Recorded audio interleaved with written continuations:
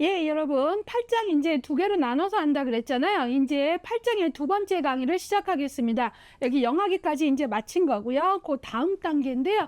여기는 유아기로 나와 있는데 실제 이제 요 내용을 어떻게 나눴냐면 3절에 걸음마기 해갖고요. 이제 3절을 제시하고 있고요. 요 3절은 이제 보통 우리가 이제 삐아제로 말하면 전조잡기 전기라고 얘기하죠. 이사세. 그 다음에 이제 학년 전기 해갖고 그 다음에 이제 보통 4, 6세 이렇게 해갖고 둘로 나눌 거예요. 예, 그래서 이제 요 시기를 둘로 나눴다는 거 계속 이제 혼란이 오시면 안 되니까 걸음마기 그 다음에 학령 정기 이제 학교 들어가기 전이다라는 거죠. 예, 그래서 보통 요거를 우리가 2에서 4세 말하고요. 예, 뭐 그다음에 3, 4세라고도 하는데 2, 4세 그다음에 이거 4, 6세 이렇게 얘기하거든요. 그래서 요거는 이제 삐아제의 전조잡기예요, 둘 다. 근데 감각운동기 다음인. 근데 이건 전조잡기 전기. 그다음에 요거는 전조잡기 후기 이렇게 나누거든요. 예, 그래서 그것도 이제 여러분들이 착각이 없도록 이제 주의를 하셔야 된다는 얘기를 하면서 시작을 하도록 하겠습니다. 자, 그러면 이제 요것들 같이 나눴고요. 예, 요것과 관련해서 여러분들이 이제 그 학자별 연결하는 게 아주 중요하다라고 했잖아요. 예, 그것도 이제 같이 조금 생각을 좀 잘 해주세요. 예, 그러니까 예컨대 이게 이제 계속 헷갈리면 안 돼서 조금 잡아드리면 이때 이 전조잡기 전기는 에릭슨으로 말하면 두 번째가 뭐예요? 자율성 대 수치심이죠.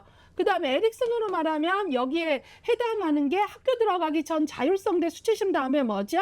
자주, 그러니까 주도성 대 죄의식이잖아요. 예, 요것들이 이렇게 두 개가 이렇게 매칭이 된다는 걸 꼭 기억을 해주세요. 그래서 제가 요번 강의에는 걸음마기 해갖고 삐아제의 전조잡기 전기, 에릭슨의 자율성 대 수치심 시기, 그 다음에 4세에서 6세 학령 전기 해갖고 전조잡기 후기 삐아제로, 에릭슨으로 말하면 주도성 대 죄의식 요 단계를 얘기하는 거예요. 됐죠? 예. 인행사에선 요 시기 매칭 아주 중요합니다. 예, 그래서 그 중에 이제 여기 걸음마기 먼저 할게요. 삐아제의 전조잡기 전기, 에릭슨의 자율성 대 수치심 요 시기에 해당합니다. 예. 그래서 그거를 좀 볼게요. 자, 거기 보시면 235쪽에 걸음마기의 특징이라고 나와 있죠. 예, 보시면 꾸준히 신체 발달. 여기서 꾸준히가 중요해요. 문제 나오면 여러분 이 2에서 4세에는요. 2세까지는 태어나서 2세까지는 신체적 폭등기였잖아요. 근데 이때는 꾸준히예요. 폭등기가 아니에요. 급성장기가 아니에요. 예, 꾸준히 혹은 점진적으로 이런 표현 나오는 시기라는 거죠. 예, 그러면서 인지적 성장과 언어가 발달에 빠른 속도가 이루어진다. 그러니까 이때는 신체는 꾸준한데 인지와 언어가 좀 더 빠른 시기다라는 거고요. 프로이트는 이제 처음에 태어나서 구강기에서 리비도의 위치가 항문기로 바뀔 때고요. 예, 그래서 이제 뒤에 가면 이제 대소변 배출과 관련된 통제 훈련 뭐 이런 것들 되게 중요하고요. 그 다음에 아까도 말씀드렸듯이 이게 헷갈리시면 안 되는데 이때는 에릭슨은 언제예요? 자율성 대 수치심이고요. 삐아제는 전조잡기 전기죠. 예, 그렇기 때문에 그것들도 잘 잡아주셔야 돼요. 헷갈리지 않게. 예, 그런 것들 조금 잘 잡아주시고요. 이제 이때는 다른 것보다도 이제 아이들이 독립적 보행이 가능하기 때문에 되게 이제 호기심에 넘치는 행동들 많이 하고요. 이제 이때 되면 이제 주방의 싱크대, 방에 있는 책상들, 뭐 이런 어떤 서랍들 여는데 아주 선수입니다. 서랍 열고 이것저것 막 주방에 와서 뭐 주걱도 막 흔들어 보고 막 이럴 만큼 아주 이제 그 보행이 되니까 끊임없이 지적 호기심을 보입니다. 이제 부모로부터 사회적 교육도 이제 사회화 교육도 조금씩 들어가게 되고요. 이 시기에 발달한 대인관계 및 사회관계에 대한 믿음과 불신 그리고 자신의 가치관 확립 등은 향후 독립된 인격체로서의 출발과 정신적인 성숙의 밑거름이 된다라고 보고 있습니다. 자, 걸음마기 이제 그 기출이 꾸준히 높다라는 얘기하면서 이제 걸음마기의 발달과 관련돼서 236쪽으로 좀 가시면 여기에는 이제 보시면 23회에도 기출이 됐고 중요도 별 3시예요. 이제 이 걸음마기의 여러 발달, 신체, 인지 뭐 이런 내용들 통합적으로 잘 아셔야 돼요. 아까도 얘기했지만 신체 발달은 뭡니까? 이제 영역별 발달을 보는데 이때는 어때요? 아주 성장 비율이 폭등은 아니지만 꾸준히 성장한다라는 거고요. 신체 발달은 이제 머리 부분에서 집중되어 있다가 점차 신체 하부로 내려오게 되는 거고요. 애들이 3세 정도 되면 걷는 능력이 정교해지고요. 이때 되면 애들이 뭐 달리기도 하고 뛰기도 하고 이렇게 하고요. 이제 대근육을 사용하는 거, 우리가 몸에서 이제 뛰고 하는 이런 대근육, 그 다음에 이제 뭐 블록을 쌓는다거나 젓가락을 잡는다거나 하는 소근육 발달, 이런 것들이 아주 중요한 때입니다. 매 단계마다 문제로 많이 이제 나오는 영역은 그 어떤 발달보다도 인지 발달 영역입니다. 예, 그래서 그걸 보는데요. 저는 이제 여기에 인지 발달은 이제 거기 보시면 뭐 인지 발달의 특성이 나오고 인지 발달의 특성이 나오면서 이렇게 쭉 특성들이 나오는데 의식적으로 계속 제가 요 앞에 단계의 인지 발달 내용, 요 다음 단계의 인지 발달 내용을 계속 이렇게 넣어드리거든요. 예, 그러니까 요 앞에 단계는 여기가 이 파란색이 되고 뒤에가 나왔는데 이제는 일로 옮겨왔는데 이 걸음마기 역시 이 이전 단계하고 비교하고 요 다음 단계하고 비교할 줄 알아야 되기 때문에 계속 우리 교재는 걸음마기면 요것만 나왔지만 저는 계속 동시에 화면으로 보여드리잖아요. 그런 것들을 이제 교재에 없는데 뭘 설명하는 거야 그러지 마시고 그 의도를 좀 가져가시기를 바랍니다. 자, 그러면 236쪽에 걸음마기의 인지발달 단계 이렇게 얘기하는데요. 이때는 피아제의 인지발달에서도 우리가 봤지만 전조잡기 전기에 해당하고요. 이때를 정개념적 사고 단계라고 합니다. 2에서 4세. 예, 그거를 아시고요. 뒤에 가면 정개념적 사고 특징 요 설명들도 그 밑에서 이제 같이 하는데요. 환경 내의 대상을 상징화하고 내면화시키는 과정에서 성숙한 개념까지는 발전시키지 못하고요. 이때는 상징적 사고, 자기중심적 사고, 물활론적 사고, 인공론적 사고, 전환적 추론 등을 하는데 예, 요런 어떤 사고의 특성들을 담고 있는 게 정개념적 사고의 특징입니다. 그래서 우리가 요 시기가 바로 요 시기 2세에서 4세가 걸음마이고 피아제로 말하면 전조잡기 전기이고 좀 이따 배울 요 다음 단계는 4세, 6세, 7세까지 보면서 전조잡기 후기로 보지요. 근데 지금 보는 이 전조잡기 전기의 정개념적 사고라고 말하는 특징은 이런 특징이에요. 그래서 그걸 지금부터 보겠습니다. 자, 상징적 사고와 가상놀이, 자기중심적 사고, 물활론적 사고, 인공론적 사고, 전환적 추론. 그러니까 전조잡기 전기에 해당하는 걸음마기의 사고 특성을 묶어라 하면 이거 묶으셔야지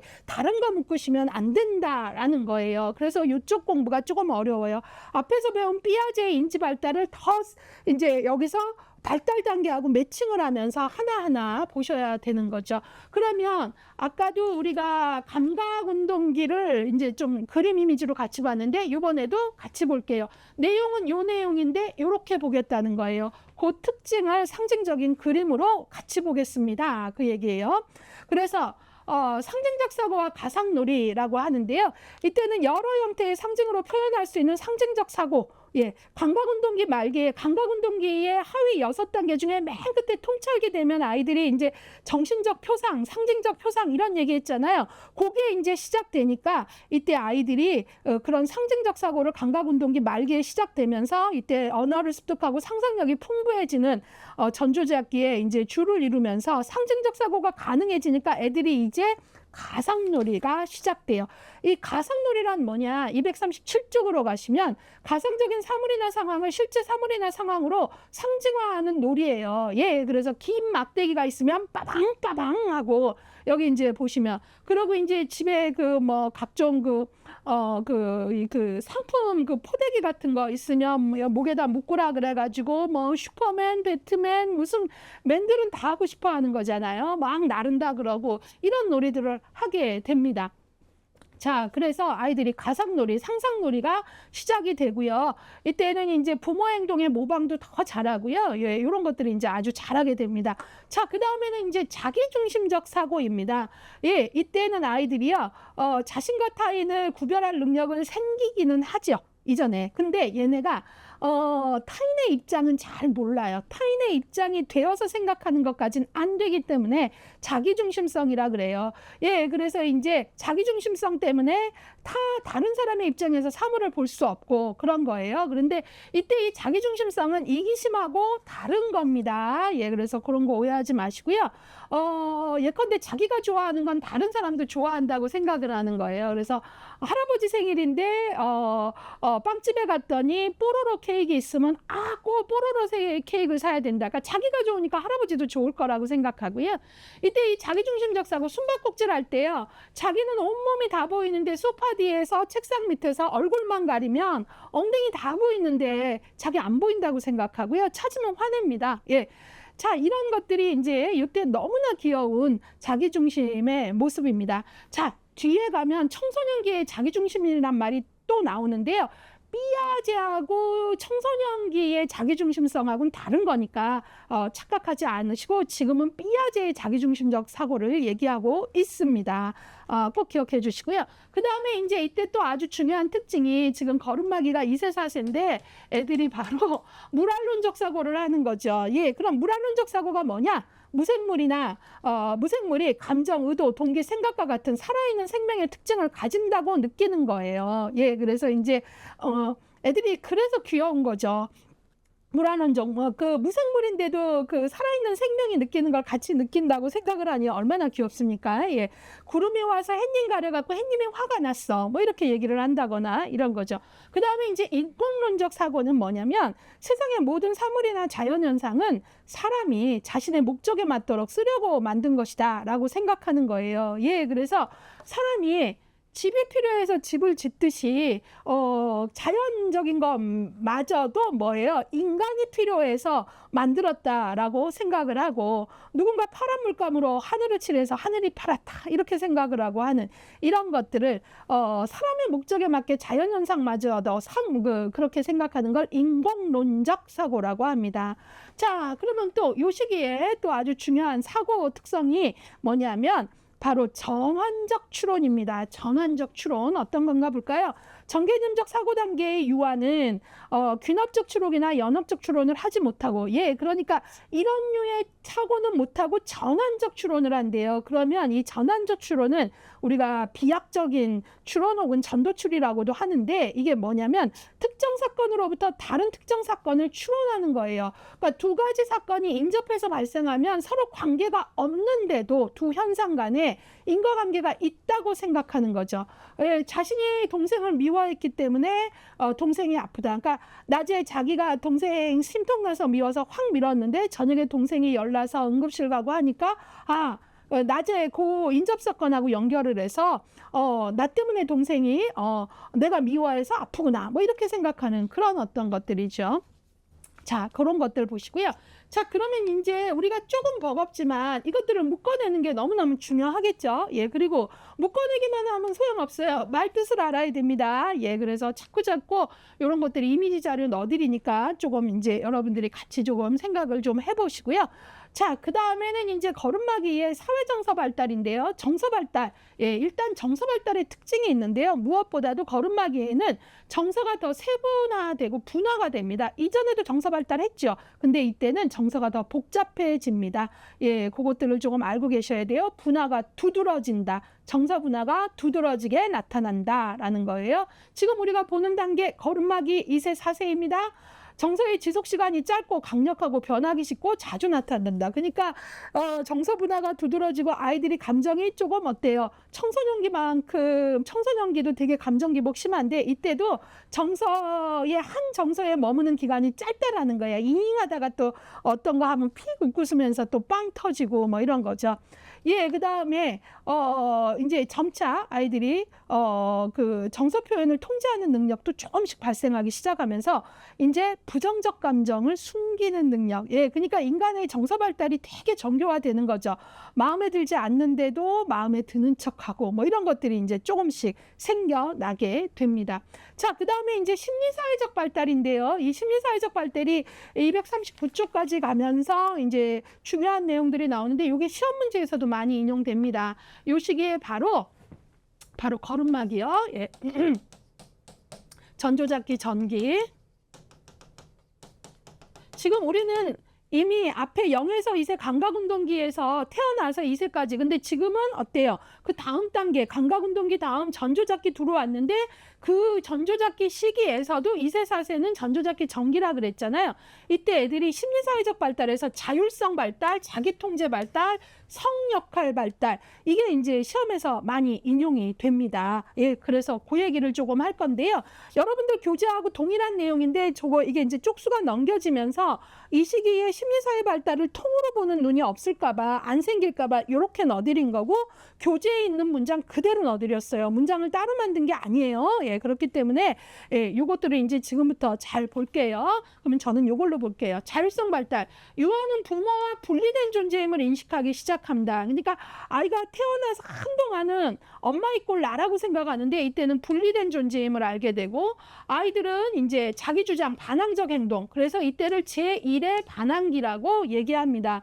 뭐 제1의 반항기 뭐 이런 것들 많이 들어봤죠. 또 우리나라에도 미운 3살 있는데 서양에도 그런 개념들이 있다 그래요. 그럼 제2의 반항기는 언제일까요? 청소년기죠. 그래서 238쪽에 잠깐의 제1반항기, 제2반항기 나와 있는 거 확인해 주시기 바랍니다.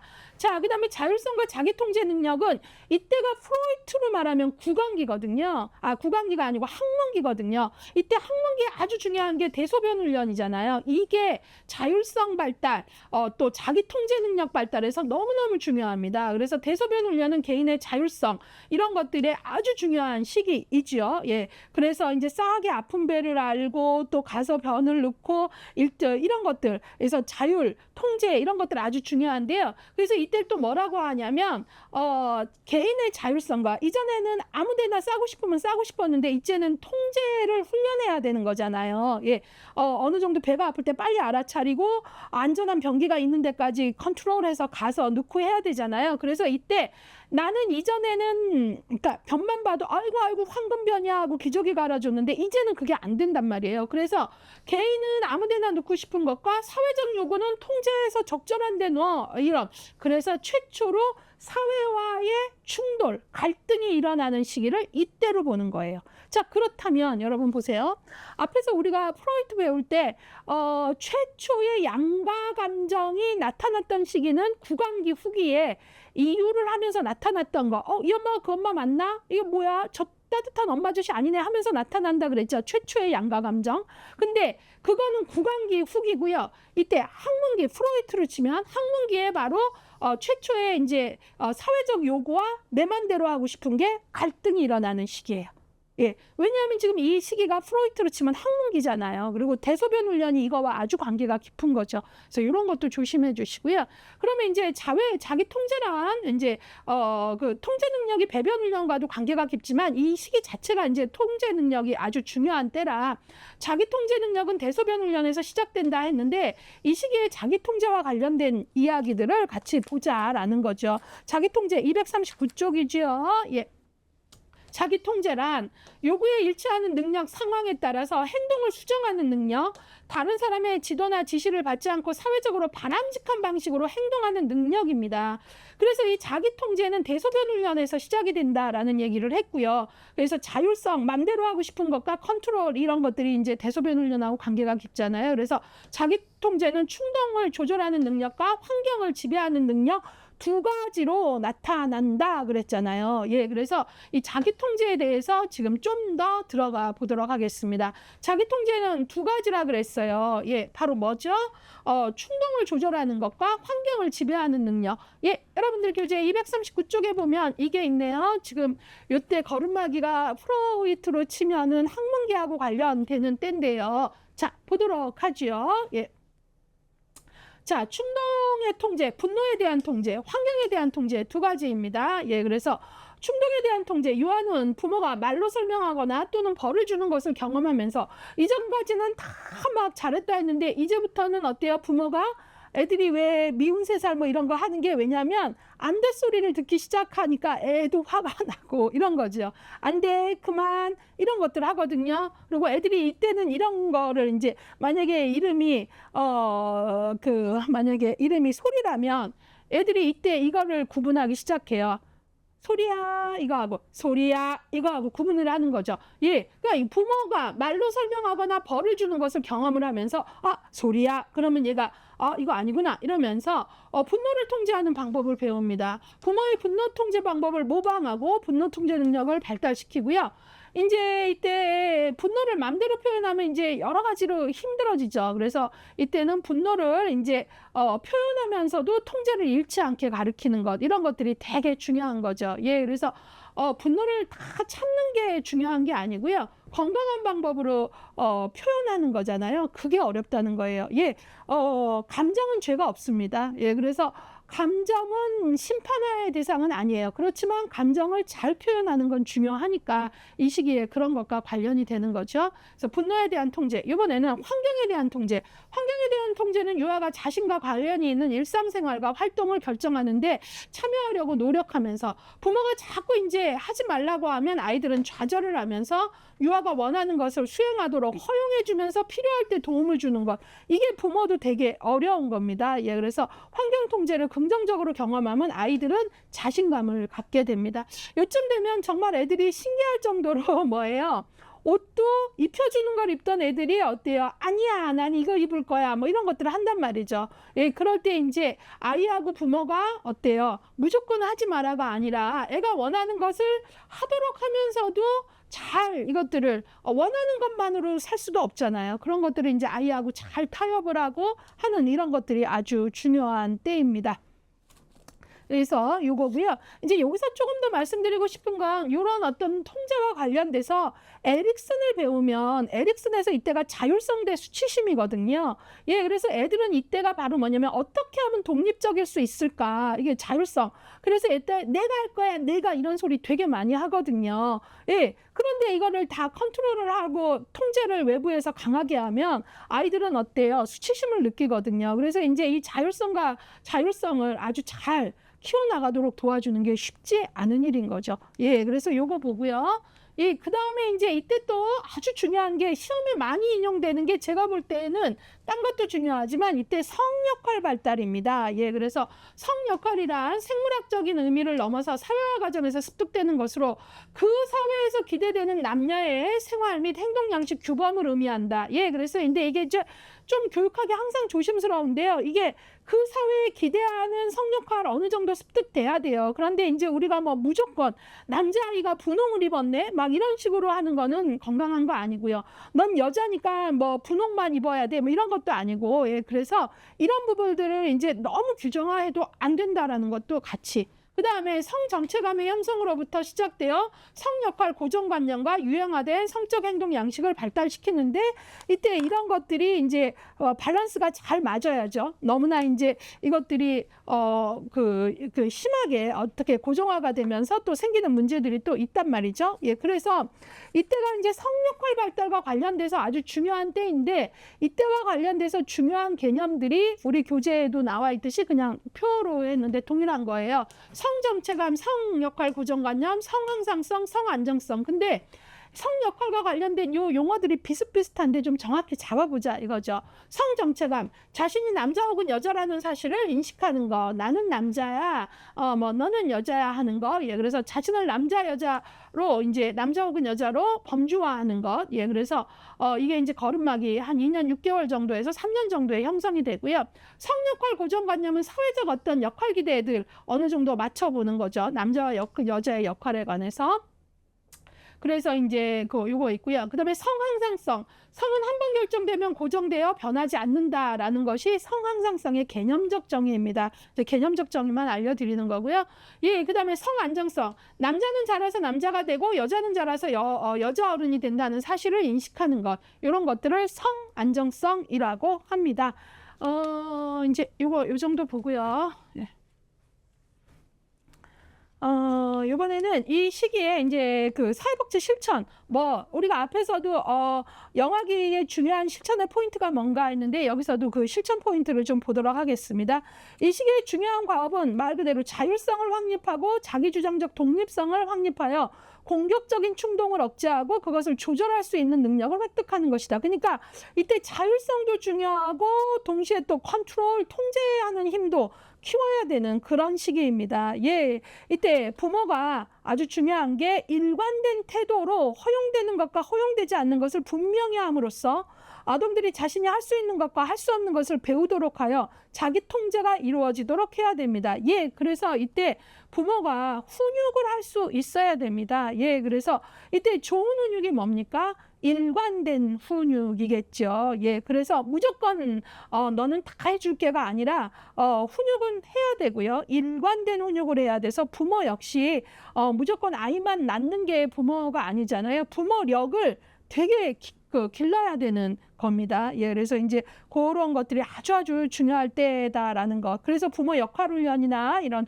훈육 프로그램들을 또 개발을 하고 부모들이 와서 교육을 받기도 하고 복지관 같은 데서 부모 교육 많이 하죠.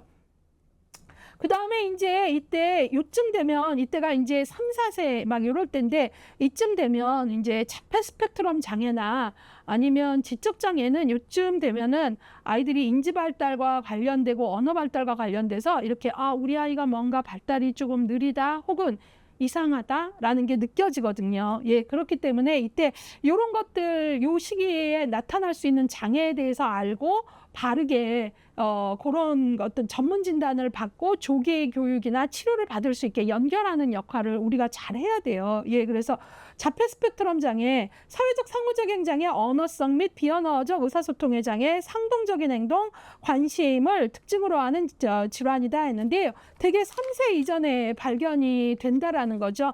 예, 왜냐하면 이게 이제 이 아이들이 노는 형태 같은 게 조금 독특합니다. 예컨대 애들이 블럭 같은 거 다 좋아하는데요. 보통의 아이들은 이제 소근육이 덜 발달할 때는 큼지막하고 가벼운 블럭 하다가 이제 소근육이 발달하면 더 작고 정교한 블럭을 하고 하는데 블럭을 갖고 놀 때 애들이 주로 뭘 만들고 뭐 이건 기차야, 이거는 빠방이야, 뭐 이런 식으로 이제 아이들이 이제 자기가 의미를 부여해서 모양을 만들고 뭐 기차를 만들면 칙칙폭폭하고 놀고 이런 식으로 노는데 이 자폐 스펙트럼 장애가 있는 아이들은 놀이 형태가 조금 다르게 관찰이 돼요. 뭐 색깔별로 쫙 나열을 한다거나 컵블럭 같은 거는 아주 높이 싼 다음에 무너지는 소리를 들을 때 감각적으로 아주 좋아한다거나 이게 독특하게 달라요. 예, 예, 그래서 바로 그런 것들이 발견이 된다라는 거죠. 예, 그래서 그걸 좀 아셔야 되고요. 거기도 나와 있지만 자폐 스펙트럼 장애가 이제 DSM-5 같은 경우에 보면 의사소통의 어려움, 거기 언어적, 비언어적 의사소통 장애. 그러니까 말을 못하는 경우도 있고 하는 경우가 있다 하더라도 상징적인 언어, 뭐 그 비유나 은유 이런 말들 뜻을 이해하는 건 되게 어렵고요. 또 바디랭귀지, 눈짓, 손짓, 몸짓 이런 의미 이해하는 거 되게 힘들어합니다. 예, 그다음에 이제 상동증적 행동은 자기만의 어떤 반복 행동 같은 거 아주 감각적 몰입 이런 것들도 이제 보여지고 합니다. 이거는 뭐 우리가 DSM-5나 그런 쪽을 공부하는 게 아니기 때문에 그 정도만 조금 얘기를 해보도록 하겠습니다. 예, 그 다음에 이제 이때 전염병 아이들 이제 뭐 아이 수첩 있어서 이런 것들 제때 예방 접종 철저히 해야 되잖아요. 그런 내용들입니다.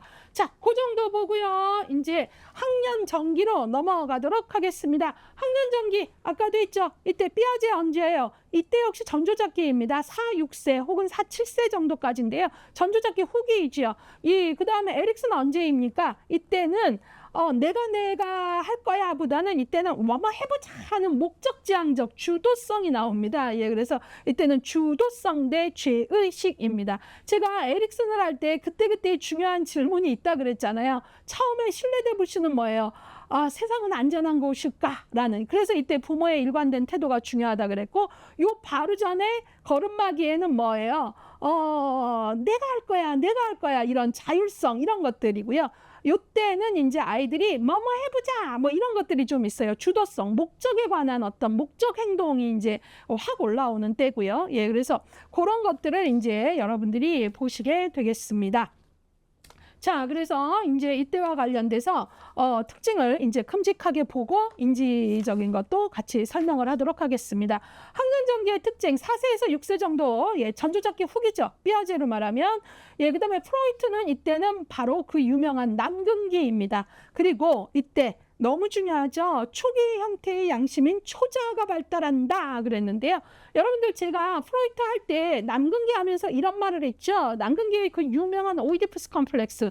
남아가 엄마를 사랑함으로써 아버지를 미워하게 되는데 이 극복 과정이 결국은 누구? 동성의 아버지를 닮아감으로써 극복하더라. 미워하지만 아버지를 닮아가면서 이때 아버지로 상징되는 게 세상의 규범, 규율을 배우는 거다. 그 얘기는 다시 말해서 바로 남근기 때 도덕성의 발달이 시작된다. 그 말을 했죠. 그걸 기억하셔야 돼요. 그 도덕성의 발달이 바로 프로이트가 말하는 마음의 요소 중에 뭐예요? 슈퍼이고 초자아죠. 그렇기 때문에 여기에 초기의 형태인 양심인 초자아가 발달한다가 나온 거죠. 예, 이 문장 중요해요. 시험에 나오거든요. 그럼 학생들이 이 시기적 매칭을 못하고 이러면 이게 뭔지 모르는 거예요. 그리고 또 하나 남근기 초자아 발달 이렇게 따다다다 기계적으로만 암기하면 다음날 또 이게 초자아 발달이 어느 식인지 둥둥 떠다니는데 논리 안에서 오이디푸스 컴플렉스 동성부모에 대한 동일시 아버지로 상징되는 도덕과 규범을 배우니까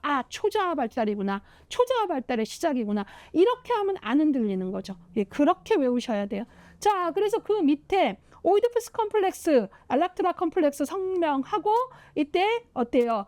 동일시를 하게 되고 동성부모에 대한 동일시를 통해서 극복한다. 설명 다 했고요.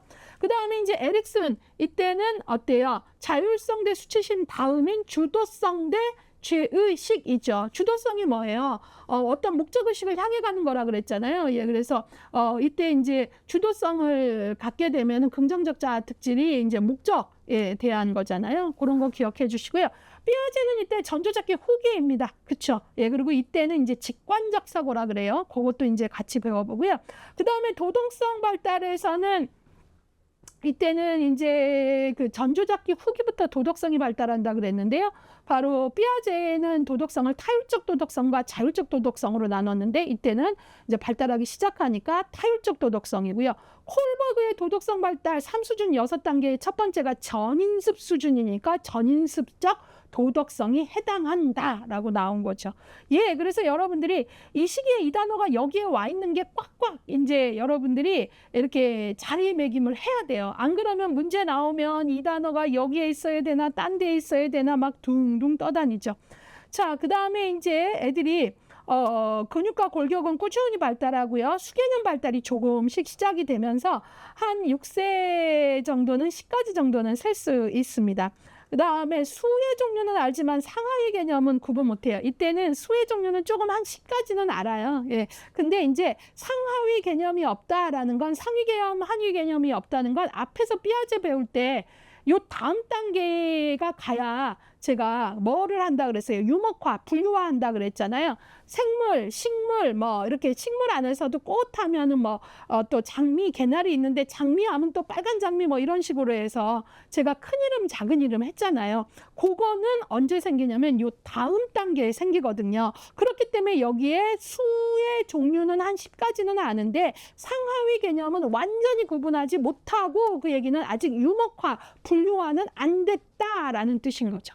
이해 가셨죠? 예, 그래서 이런 것들 이제 여기 공부하실 때 정말 좀 힘든데 잘 잡으셔야 돼요. 23회 요 바로 전에도 학년전개 특성과 관련된 것들이 문제로도 나오고 그랬어요. 그 다음에 이제 이때부터 아이들은 이제 또래 집단 상호작용이 시작되니까 사회적 기술이 본격적으로 습득되기 시작하고요. 그 다음에 놀이의 형태가 바뀝니다. 이 이전 단계 이제 놀이가 상상놀이 뭐 이런 거라면 그 아까 걸음마기 애들은 뭐 긴 막대만 봐도 빠방빠방 뭐 이렇게 포대기 묶어주면 슈퍼맨 막 이런 상상놀이에서 이때는 좀 더 구조화되고 현실지향적인 집단놀이에 흥미를 갖게 됩니다. 예, 그래서 이제 집단놀이, 놀이의 형태가 가상놀이, 상상놀이에서 집단놀이로 옮겨가게 되는 거죠. 예, 그래서 그런 것들을 조금 이제 알고 가셔야 되고요. 이제 이때 이제 발달과 관련된 영역으로 들어가 보도록 하겠습니다. 예, 이때 이제 발달로 들어오시면 예, 여러분들이 여기 이제 학년 전기의 발달 해갖고 이제 들어오는데 당연히 우린 여기서도 신체적 발달, 인지 발달 뭐 이런 것들 보겠죠. 신체 발달은 이전 발달에 비해 신체의 성장 속도는 다소 둔화되지만 지속적으로, 그러니까 영아기 폭등기 이후에는 지속적으로 점진적으로 꾸준히 청소년기까지는 그 표현이 맞는 거예요. 예. 예, 그런 것들을 이제 좀 보시면 되고요. 5세가 되면 출생 시보다 5배 정도의 체중이 증가하고 신장은 2배 정도 이렇게 되고요. 운동 능력이 더욱더 발달을 합니다. 예, 그래서 이제 아이들이요, 사각형, 삼각형을 그릴 수 있을 정도로 근육이, 소근육이 정교화되는 거죠. 우리는 뭐 동그라미 그리는 거 어렵지 않지만 애들한테는 이거 뭐 되게 중요한 거고 힘든 거예요. 예, 그래서 뭐 이렇게 점선 따라 그리기 시작하고 나중에는 요 정도 해주면 그 반은 자기가 또 그려보고 나중에는 혼자 이렇게 그리면 이게 기적입니다. 당연한 게 아니에요. 그럴 때 되게 많이 응원해 주시고 해야 돼요. 이런 식으로 아이들의 이제 소근육이 정교화된다라는 거고요. 예, 이런 거 좀 보시고요. 유치가 빠지고 보통 6세가 될 때까지 영구치는 나오지 않는다. 이런 것들도 지문 좀 나옵니다. 좀 봐주시길 바라고요. 이번에는 이제 우리가 되게 인지적 발달 부분에서 힘들게 느끼시기 때문에 계속 이렇게 제시를 하고 있는데요. 자, 우리가 지금 2세, 태어나서 2세까지를 영아기 봤고요. 그 다음에 이제 2세에서 4세까지 걸음마기 봤고요. 이제 지금 보는 게 4세에서 6, 7세 보는 학령정기이잖아요. 그리고 요 두 시기는 다 전조잡기이죠. 예, 전조잡기이고 여기는 전조잡기 전기, 여기는 전조잡기 후기이죠. 예.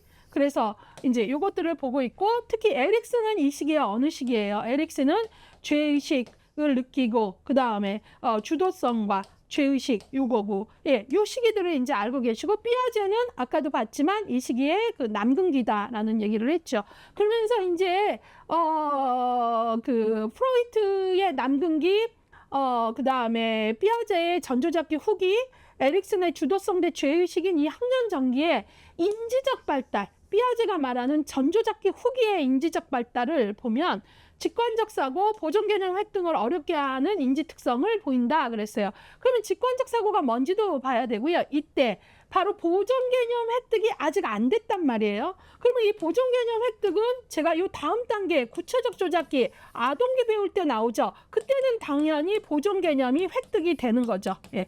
이때는 어렴풋이 있지만 중심화, 직관적 사고, 비가역적 사고 때문에 이게 아직 자리를 못 잡고 어렴풋이 어려운 거예요. 근데 보존 개념은 요 다음 단계 가면 이제 확립이 되는 거죠. 예, 이런 연속선상에서 알아야 됩니다. 자, 그래서 지금 요 학년 정기와 관련돼서 보도록 하겠습니다. 이때 이제 그 첫 번째 보시면 직관적 사고가 뭔지, 여기 직관적 사고라 그랬잖아요. 예, 그 직관적 사고를 좀 볼게요. 앞서서 이때 걸음마기 2세, 4세에서는 우리가 어떤 얘기했어요? 정개념적 사고 단계, 전환적 추론 뭐 이런 거 있죠. 근데 여기는 전조잡기 후기에는 직관적 사고라는 말을 한단 말이죠. 그럼 직관적 사고가 뭐냐? 직관적 사고란 243쪽의 셋째 줄이죠. 예, 직관적 사고 부분에 어떤 사물을 볼 때 대상이나 상태가 갖는 여러 속성 중에서 가장 두드러진 지각적 속성에 의해 판단하는 거예요. 가장 두드러진.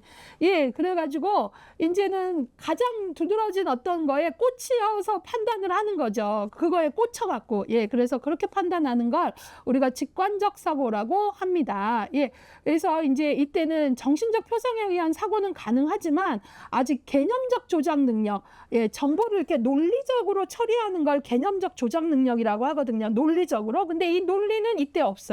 요 다음 단계인 구체적 조작기 가야 논리가 들어오니까 개념과 조작 능력은 아직 발달하지 않았다라는 문장이 나오는 거죠. 이해 가시죠? 예.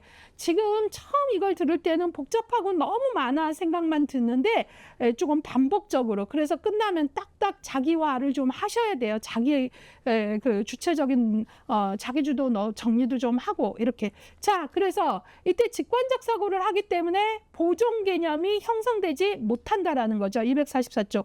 예, 왜냐하면 직관적 사고는 그냥 뭐 비커를 똑같은 양인데도 좁고 높은 비커에 동일한 물을 옮기면 딴 생각 안 해요. 예, 외양이 바뀌어도 양은 똑같다는 생각 못 하는 거죠. 그냥 높이 물이 올라간 거에 꽂히는 거예요. 예, 그래가지고 바로 여러 속성 중에 두드러진 거에 꽂혀갖고 판단을 하게 되니까 보존 개념이 형성되지 못하고, 보존 개념이 형성돼야 애들이 좀 논리적 사고를 하는데 그게 안 되니까 분류화도 아직 잘 안 되고 안 되는 거죠. 유목화도 이제 분류화도 안 되고 서열화도 안 되고 차례대로 이제 나열하는 거, 그게 다 언제 됩니까? 요 다음 단계 아동기 구체적 조작기가 돼야 하는 거죠. 그래서 244쪽 지금 바로 이 학년 전개에는 어때요? 직관적 사고를 하기 때문에 보존 개념이 형성되지 못하며 서열화 분류화 할 수 없다. 삐아제는 구체적 조작기 요 다음 단계 그때 돼야 보존 개념이 획득되고 그때 돼야 직관적 사고가 탈피된다라는 거죠. 지금 교재도 그렇고 계속 연속선상에서 설명을 하고 있다라는 걸 조금 아셔야 됩니다. 자, 그러면 보존 개념이 뭔가 해서 이 시기에 이제 보존 개념과 관련된 것들이 시작이 이제 되지만 자리 못 잡고 있는 거잖아요. 예, 그래서 그럼 보존 개념이란 물체의 외형이 변해도, 그러니까 외형이 변해도 그 물체에 대해서 뭔가 더 부었거나 빼지 않았으면 그 양은 똑같다라는 거, 외형이 바뀌어도 양은 동일하다라는 걸 아는 게 보존 개념인데 이때는 그게 어렵다라는 거죠. 그러면 이때 이렇게 보존 개념의 형성을 어렵게 하는 것이 뭐 때문에 그런가? 왜 보존 개념 획득을 못하는가? 이때 그 이유가 바로 우리 교재 244쪽에 뭐죠? 중심화 경향성, 중심화, 자기중심성하고 달라요. 그 다음에 직관적 사고, 비가역적 사고, 가역적 사고가 아니라 이것 때문에. 그래서 시험 문제 나올 수 있겠죠? 자, 전조잡기, 지금 여기는 전조잡기 후기에 해당하니까요. 전조잡기 아동이 보존 개념을 획득하기 어렵게 하는 인지 특성이 뭡니까? 라고 물어보면 여러분들은 중심화, 직관적 사고, 비가역적 사고를 찾아야지 가역적 사고까지 묶어버리면 틀리는 거예요. 아셨죠? 예, 이런 것들이 아주 중요해요. 그렇다면 자, 그걸 어렵게 하는 중심화란 뭐냐?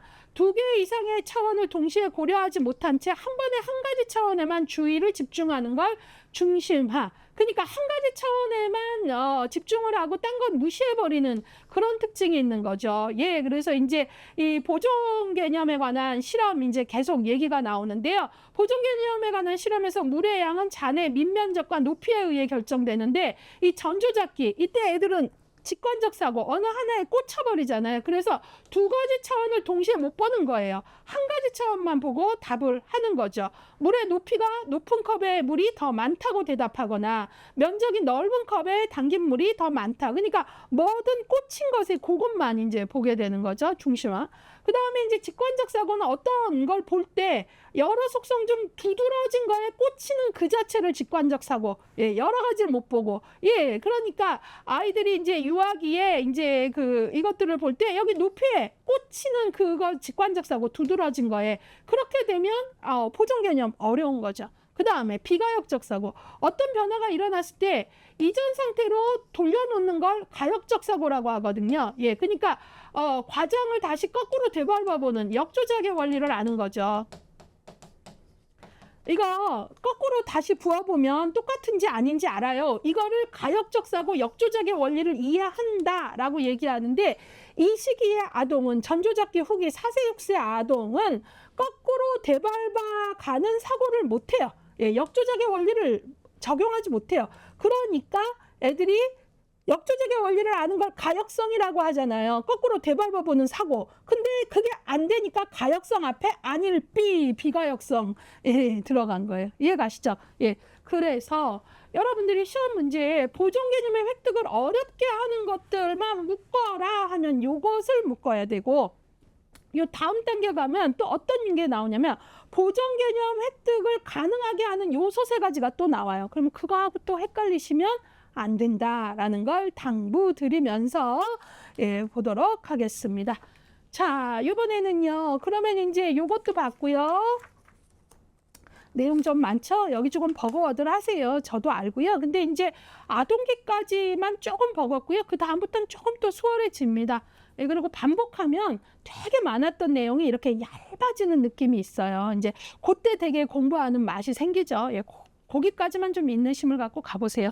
자, 그러면 이제 도덕성 발달에 대한 이야기를 하겠습니다. 이때가 왜 중요하냐면 그 도덕성 인간의 발달이 전조잡기부터라고 이제 얘기를 피아제가 얘기하는데, 특히 그 중에서도 전조잡기 전기가 아니라 여기 4세, 6세 이때 바로 전조잡기 후기가 도덕성 발달과 관련된 시기거든요. 예, 그렇기 때문에 중요한 거죠. 예, 그래서 그 얘기들을 좀 볼게요.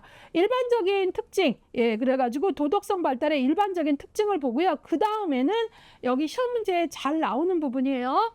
일반적인 요때 학령 전개, 그러니까 4세, 6세, 뭐 7세 요때 일반적인 도덕성의 특징, 그 다음에 도덕성이 이때부터 이제 발달한다고 할 때 이제 도덕성과 관련돼서 피아제는 그 이때 도덕성을 뭐라 그랬냐, 프로이트는 이때 도덕성과 관련돼서 어떤 얘기를 했냐, 이때가 이제 프로이트의 남근기잖아요. 그 다음에 도덕성 하면 또 빠질 수 없는 학자가 콜버그잖아요. 예, 그래서 콜버그의 도덕성 발달, 이때 전인습적 도덕기라 그러거든요. 그래서 이제 요거에 대한 내용들을 여러분들하고 같이 볼 거예요. 됐나요? 예, 그러면 이제 일반적인 특징부터 좀 볼게요. 예, 그냥 그림이 있는 자료를 볼게요. 동일한 내용을 썼어요. 제가 다른 내용 안 썼고요. 가족과 사회의 도덕적 규칙을 내면화하고 내면화된 규칙에 따라 행동한다. 그렇죠. 가족, 또 사회, 뭐 어린이집, 유치 이런 데 가갖고 배우는 게 있잖아요. 배꼽 인사해라, 뭐 이런 것들을 이제 내면화하는 거죠. 예, 그런 것들이 이제 일반적인 도덕성의 특징이에요. 이때 인사 잘하다가도 그 다음엔 또 안 하고 그러는데, 일단은 내면화와 관련된 이제 도덕적 규칙. 그 다음에 이제 도덕성 발달과 관련해서 요 3가지 내용이 잘 나와요. 특히 요 2가지 더 잘 나오고요. 자, 이때는 아까도 우리가 배웠지만 4세, 6세 정도 남근기죠. 프로이트. 이때 뭐죠? 오이디푸스 컴플렉스. 이걸 해결하는 그 과정에서 동성부모를 동일시한다 그랬죠. 동성부모의 동일시 너무나 중요하죠. 그러면서 도덕성이 발달하고 초자아가 발달하는 거죠. 이때 이 초자아가 뭐 2가지 개념, 양심이 있었고 또 자아 이상 이런 것들 우리가 앞서서 배웠죠. 그런 거 생각하시면 됩니다. 자, 그래서 이제 프로이트의 초자아 발달, 남근기, 오이디푸스 컴플렉스의 극복 과정에 동성부모에 대한 동일시, 뭐 아버지가 규범과 규칙의 상징으로 되면서 뭐 아버지를 닮아감으로써 남아는 오이디푸스 컴플렉스를 극복하고 그 규칙을 내면화한다는 것이 곧 초자아의 발달이다. 이렇게 되는 거고요. 그 다음에 이제 피아제는 어때요? 전조잡기 후기인 이 학령 전기가 바로 도덕성 발달이라고 했는데요. 피아제는 도덕성을 타율적 도덕성에서 자율적 도덕성으로 간다 했는데 10세를 기준으로 하죠. 근데 일단 지금은 4세, 6세니까 타율적 도덕성인 거죠. 타율적. 자, 그래서 타율적 도덕성은 제가 피아제 할 때 청소하다가 청소 열심히 하다가 화분 6개 깨내랑 그 다음에 청소 시간에 빗자루 타고 날아다니는 놀이하다가 하나 깨네, 뭐 그런 얘기 했었던 거 기억나세요? 예, 그래서 이 타율적 도덕성은 바로 이때는 애들이 뭐냐면 결과 중심적 도덕성이에요. 행동의 의도 같은 게 중요한 게 아니라 결과 중심. 그래서 이때 아이들은 뭐죠? 청소를 열심히 하다가 3개간 내에 정상 참작 못해요. 의도 이거 못해요. 결과만 봐요. 그래서 걔가 더 잘못했다. 뭐 이런 때잖아요. 그리고 이때 애들이 도덕성을 지키는 건 그러니까 특히 성인의 어떤 처벌이 무서워서 이렇게 지키는 거예요. 그렇기 때문에 성인에 대한 두려움, 어른의 권위에 대한 복종, 예. 그리고 이때는 이제 이 어른이나 성인이 정한 거는 바꿀 수 없다라고 생각을 합니다. 그래서 이때는 일방적으로 이제 명령, 복종 이런 관계, 타율적인 관계를 갖게 돼요. 그래서 타율적 도덕성이라고 해요. 예, 행동의 의도나 이런 거가 중요한 게 아니라 결과 중심이고요. 예, 그 다음에 뭐라 그랬어요? 명령과 복종 이런 것들이 이제 따르게 되는 가장 큰 이유가 두려움, 혼날까봐 뭐 이런 거고요. 그 다음에 이제 콜버그의 도덕성 발달 이론, 이때가 이제 전인습이죠. 예, 그래서 전인습 1단계, 2단계가 있는데요. 이때 전인습에 해당하고요. 그 다음에 사회적 규칙을 내면화하면서 기초 수준의 도덕성이 발달하는데, 이때 아동은 외부의 권위를 포함하여 타인에 의해, 예, 이것도 내용이 마찬가지죠. 타인에 의해 부모나 이런 사람들이 정한 거를 따라가게 되는 거죠. 그런 것들을. 그리고 이제 이럴 때 너무 중요한 교육이 뭐예요? 빨간불이다, 멈춰, 뭐 이런 것들이잖아요. 예, 그런 것들 초록 불이다 건너 뭐 이런 것들이 이제 중요한 내용으로 들어가게 됩니다. 자, 그래서 도덕성 발달도 시험으로 많이 연결하는 문제 많이 나옵니다. 그래서 삐아제는 뒤에서도 이렇게 계속 인지와 도덕성 발달에서 중요한 비중을 차지한다는 얘기를 좀 하고요. 이번에는 사회정서 발달을 좀 보도록 하겠습니다. 지금 우리가 하고 있는 거 계속 놓치시면 안 돼요. 학년전기 4세에서 6, 7세 어떤 시기입니까? 예, 삐아제의 전조잡기 후기인데요. 이때 정서 발달 어떤가? 3, 4세가 되면 즐거움, 사랑, 분노, 공포, 질투, 좌절감 등을 적절히 경험하고 표현한다. 예, 5, 6세가 되면 자신의 감정을 감추거나 가장하는 방식까지도 배운다. 예, 이것은 애들이 방어 기제를 사용하는 거예요. 예, 그러니까 세상이 만만치 않은 걸 알고 불안할 때 이제 방어 기제를 사용하는 거죠. 예, 그리고 이제 이러면서 아이들이 이제 정서 발달이 되는데요. 이때는 애들이 이제 특히 소꿉놀이 같은 거, 집단놀이 되게 열중하게 되고요. 이세경에는 가정을 무대로 질투를 표현하다가요. 이 5, 6세가 되면 집 밖으로 나와서 활동을 하면서 가정 내에서 동생본 애들 뭐 질투가 막 피크를 올리다가 이제 밖으로 나오고 활동하고 하면서 질투가 좀 감소합니다. 자, 그 다음에 이제 성역할 발달이 있는데 요 전 시기에 성과 관련된 기본 개념들 아주 중요하다 그랬는데요. 이때도 이제 학년 전기의 아동은 자아 개념에서 자신의 성을 연결하고 자신의 성 역할에 대한 인식, 그러면서 이제 요때는 이제 보통 나만은 남자에 맞는 행동과 사회적 관계에 관심을 가지고 동성애 친구들과 어울리고요. 성에 따른 사회적 기대에 이제 꾸준히 발전합니다. 앞에서 우리가 뭐 여러 가지 성 역할에 대한 개념들 배웠죠. 예, 그래서 이때는 성 안정성과 성 항상성이 확립이 됩니다. 예, 그래서 이제 아까도 얘기했던 앞에서 우리가 그 성안정성, 성항상성 이런 거 용어 정의했잖아요. 그런 것들이 이제 거의 안정되게 확립을 하게 되죠. 예, 그 다음에 이제 성역할 고정관념, 예, 이런 것들이 생겨요. 네, 이런 것들이 너무 고정관념이 심해지진 않도록 해야 된다라는 유의점은 말씀드렸었고요. 예, 그 다음에 이제 247쪽으로 가시면 성유형화, 유아는 자기 성에 적합한 행동을 빠르게 습득하고 다른 성에 적합한 것보다 자기의 성에 적합한 대상을 선호하게 된다. 뭐 이런 내용들 나왔습니다. 그래서 이제 보면 남아들은 보통 뭐 인형보다는 로봇을 좀 갖고 놀고요. 여아들은 뭐 칼놀이, 총놀이보다는 인형 갖고 놀고 하죠. 근데 뭐 남아가 좀 인형도 갖고 놀라도 뭐 괜찮습니다. 예, 그래서 너무 그런 것들을 유형화를 아주 고정관념으로 그러는 것보다는 예, 애들이 이제 다양한 체험을 잘 하면서도 기본적인 성 정체감이 있으면 예, 너무 또 이렇게 강하게 그러시지 않는 게 좋을 것 같습니다. 자, 그 다음에 자아개념 형성과 관련된 얘기들을 조금 하겠습니다. 이때는 애들이 이제 집단놀이, 이전에 상상놀이, 가상놀이에서 집단놀이 과정을 통해서 애들이 집단 활동을 하면서 자기중심성이 조금 완화됩니다. 예, 그래서 개인의 특정 역할을 행동하게 되면 타인은 개인의 행동에 대해 따른 기대를 하게 된다는 것을 조금씩 알게 됩니다. 예, 그래서 이 자아 개념 형성 중요하고요. 무엇보다도 이제 그 놀이의 형태가 바뀐다라는 얘기를 했는데요. 놀이가 사회성 발달에서 정말 중요합니다. 예, 그래서 제가 늘 뭐 인간 발달과 관련돼서 제일 많이 드리는 얘기가 제 나이를 살아야 뒤탈이 없다 이런 얘기를 하거든요. 예, 그 시기에 이때 이제 놀이 같은 건 너무 중요한데 놀이가 아주 중요한 시기에 그 나이에 맞는 그 놀이를 제대로 못하면 나중에 이제 여러 가지 뭐 정서적 문제나 뭐 심리적 문제 이런 것들이 생기는 거죠. 자, 그러면 놀이가 아이들에게 왜 중요한지 문장을 좀 볼게요. 놀이는 유아의 사회성 발달에 매우 중요하다. 놀이를 통해 유아는 사회적 관계를 형성 및 확대하고 사회적 기술과 역할을 습득하며 애들 소꿉놀이 하면서 사회적 역할 습득 엄청 합니다. 예. 운동 기술을 숙달시키고 애들이 이제 뭐 다양한 공놀이 같은 걸 하면서도 그렇고요. 타인의 역할도 수용한다. 또한 현실에서 경험한 좌절을 해소할 수 있으며 예, 그래서 아이들 아주 언어가 정교하지 않은 이때 애들 이제 심리적 문제 행동이나 정서적 부적응 생기면 놀이 치료하잖아요. 놀이를 통해서 아이들이 현실에서 경험한 좌절을 인형놀이에서 자기 마음을 인형을 통해서 표현하기도 하고 이러기 때문에 그래서 놀이를 통해서 해소할 수 있으며 성취감을 경험하게 된다. 이런 얘기예요. 그래서 아주 중요합니다. 그리고 이때는 놀이가 형태가 이전의 가상놀이에서 집단놀이로 바뀐다 그랬어요.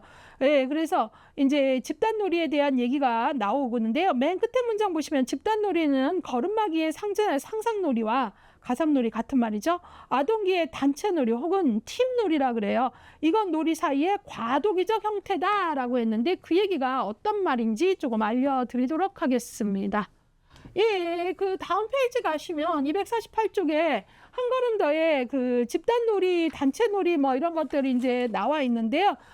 저는 그냥 여기서 집단놀이, 단체놀이만 하지 않고 이전 단계의 놀이부터 그냥 놀이를 그냥 한눈에 다 보게 표를 그냥 하나 더 추가해서 놀이 이거에 대해서 다 했어요. 예, 그래서 자, 이전에 우리가 배웠죠. 가상놀이잖아요. 이세사세, 전조잡기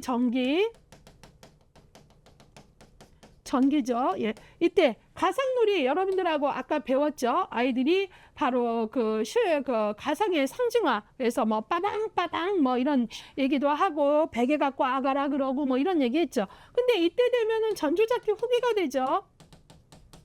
이때는 4세, 6세인데요. 이때는 집단놀이예요. 그래서 아이들이 아주 쉬운 몇 개의 규칙, 아주 복잡한 규칙은 모르고요. 그러면서 이제 집단에서 조금씩 협동하고 함께 즐거움을 얻을 수 있는 놀이가 이제 생겨요. 그래서 학년 전기에는 걸음마기의 가상놀이보다 좀 더 구조화되고 현실지향적인 놀이, 소꿉놀이 같은 거 얼마나 현실지향적입니다.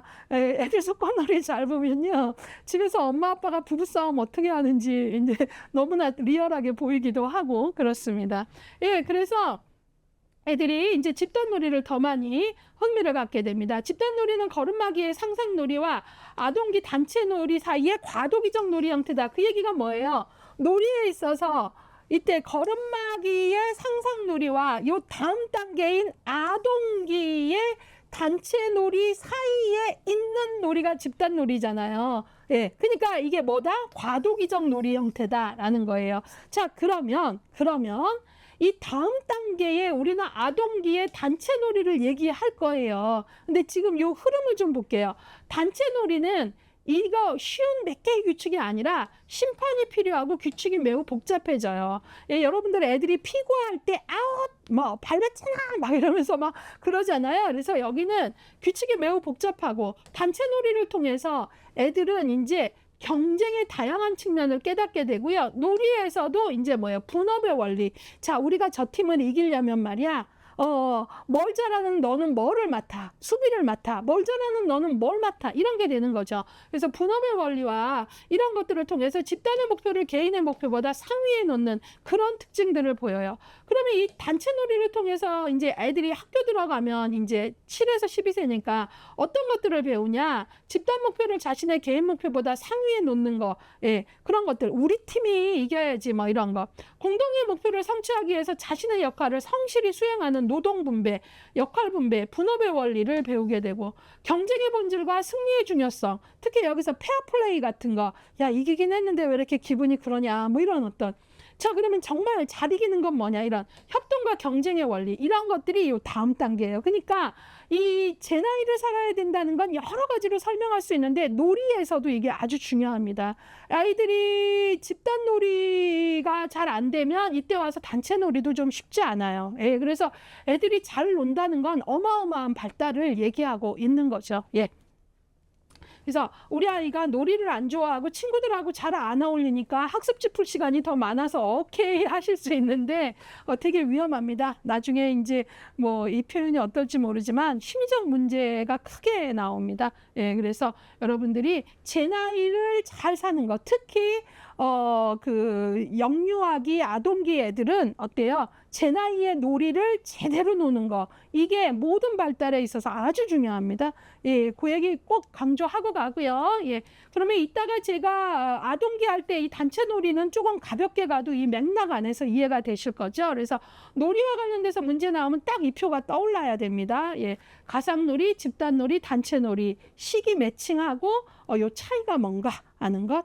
예, 그러면 이제 요 시기에 사회복지 실천을 좀 보도록 하겠습니다.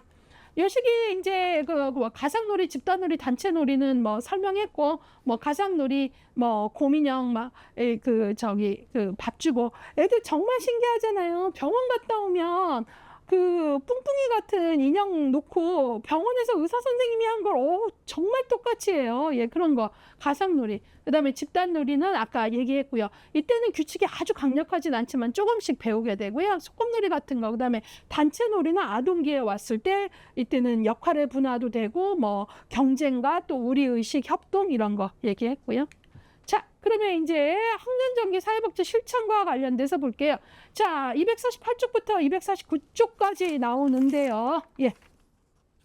이때 여기는 에릭슨의 뭐예요? 주도성 대 제의식이잖아요. 성격 발달에서. 예, 그래서 아까도 말했지만 이때 그 주도성이라는 게 뭐예요? 어떻게 하면 힘을 가지고 내가 목적한 바를 이룰 수 있을까? 목표를 세우고 목표를 달성하기 위해 노력하는 그런 성질을 주도성이라 그러거든요. 근데 그게 이제 안 되고 하면 아니면 또 목표 달성 위해서 했는데 실패하고 그러면 이제 죄의식 뭐 이런 것들이 이제 생길 수 있는 시기라는 거고요. 그거 잘 아시고 주도성에서 이제 그런 어떤 것들을 애들이 잘 뭐뭐 하자 했을 때 이제 조금 성공할 수 있는 경험도 키워주고 이런 거 중요하고요.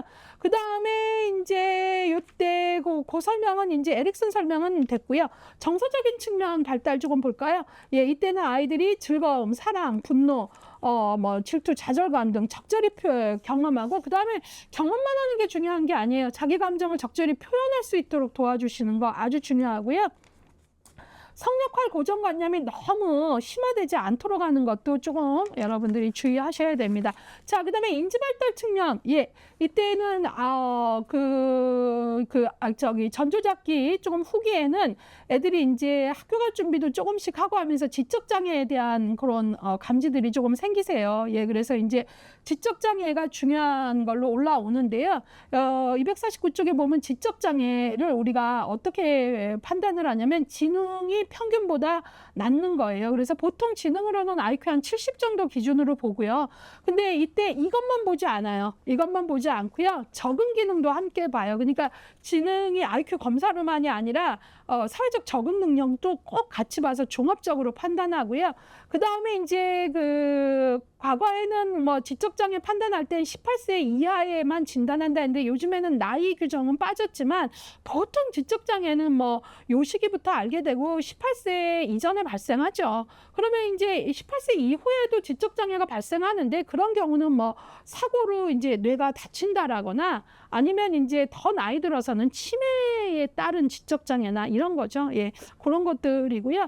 예, 그다음에 이때도 이제 지적장애가 의심되고 검사하고 진단할 때 그런 결과가 나오면 또 그거에 맞게 조기 교육이 들어가고 해야 되는데 무엇보다도 현장 사회복지사는 이럴 때 이런 것들이 사회복지사가 IQ 검사는 할 수는 없지만 적절히 그 검사가 필요한 경우가 판단되면 어때요? 조기에 교육이 들어가고 조기 치료가 들어갈 때 예후가 더 많이 안 좋아지는 걸 막을 수 있으니까 그럴 때 이제 적정한 뭐 인상 심리 검사 센터라거나 그런데 이제 잘 연결해 주는 역할 이런 것들이 잘 돼야죠. 근데 그런 걸 잘하려면 결국은 뭐예요? 지금 이 시기는 어떤 시기다는 발달 이정표가 우리 머리 안에 들어와 있어야 되는 거죠. 예, 그래서 인행사 맨 끝에 가면 시기별 이 모든 내용을 5쪽 정도 되는 발달 이정표 표를 넣어드려요. 종합적으로 볼 수 있게끔 그런 것들이 이제 숙달돼서 득점만 하는 게 아니라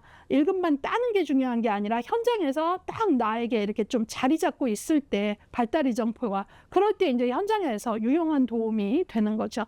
자, 그래서 이제 지금 태아기, 영아기, 유아기 8장을 두 쪽으로 나눠서 했는데요. 여기에서는 지금 걸음마기와 학년전기 두 단계로 나눠서 봤습니다.